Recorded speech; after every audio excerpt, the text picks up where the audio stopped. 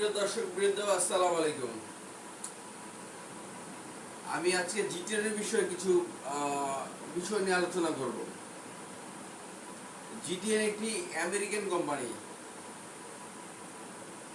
আমার এক friend India থাকে, ওইখান থেকে এই কোম্পানির লিঙ্ক পেয়েছে এবং তারপর আমি পেয়েছি। জিটিএন কোম্পানির মালিক হলো ছয়জন মিলে কোম্পানি চালায় এবং এটি একটি অ্যাপস। এই অ্যাপসের মাধ্যমে পৃথিবীতে প্রায় 200 দেশ আছে।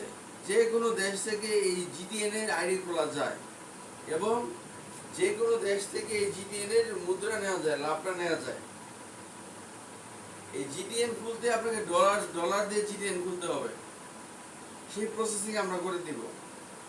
এই জিটিএন খুলতে হলে সর্বনিম্ন $100 থেকে শুরু করে এর উপরে যতটা পারা যায় এরকম একটা পরিমাণ দিয়ে এই অ্যাপসটা খোলা লাগে। আমি ধরলাম একটা ব্যক্তি সর্বনিম্ন $100 দিয়ে জিটিএন এর অ্যাপস খুলেছে। এই অ্যাপসটা খুললে প্রতি মাসে 1000 থেকে 1500 টাকার মতো আসবে, কোনো নির্দিষ্ট পরিমাণ না। ব্যাংক থেকে যদি আমি টাকা রেখে সুদ খাই, ওইটা হচ্ছে হারাম। কারণ ব্যাংকে আমি 1000 টাকা রাখলাম, প্রতি মাসে কথার কথা আমার আসতেছে 10 টাকা। এই নির্দিষ্ট পরিমাণ টাকা 10 টাকা করে আসতেছে, এটা আমার জন্য হারাম। আর আমাদের এখানে জিটিএন এর কোনো নির্দিষ্ট পরিমাণ নেই। এই মাসে যা আসতেছে পরের মাসে আরেকটা আসবে, পরের মাসে যা আসতেছে এর পরের মাসে আরেকটা আসবে। এখানে হচ্ছে জিটিএন হচ্ছে আমাদের কাছে টাকা নিয়ে ওরা ব্যবসা করে। ব্যবসায় লাভ হলে লাভটা আমাদেরকে ভালো দেয়, ব্যবসায় লস হলে আমাদের কিছুটা হলেও লস মেনে নিতে হয়। তবে তারপরেও তাদের লস খুব কম হয়। একটি পরিসংখ্যান থেকে আমি বলতেছি, জিটিএন যখন 10 টাকা ইনভেস্ট করে, সেই 10 টাকা থেকে তারা 100 টাকা ইনভেস্ট করলে ওইখানে তারা 10 টাকা লাভ করে। 10 টাকা থেকে তারা 7 টাকা নিয়ে যায়, 3 টাকা দিয়ে যায় আমাদের সবার মাঝখানে বন্টন করে দিয়ে যায়। তাহলে ব্যাংকের নির্দিষ্ট পরিমাণ টাকা দরকার নেই, টাকাটি সুদ, আর আমাদের টাকাটি নির্দিষ্ট পরিমাণ না। তাহলে আমাদের এটা হচ্ছে হালাল। তারপরে আমরা বলতেছি ব্যবসা করব, ওইখানে তারা কি করতেছে, এটা কোনো নির্দিষ্ট পরিমাণ নাই। এই হলো 1। 2,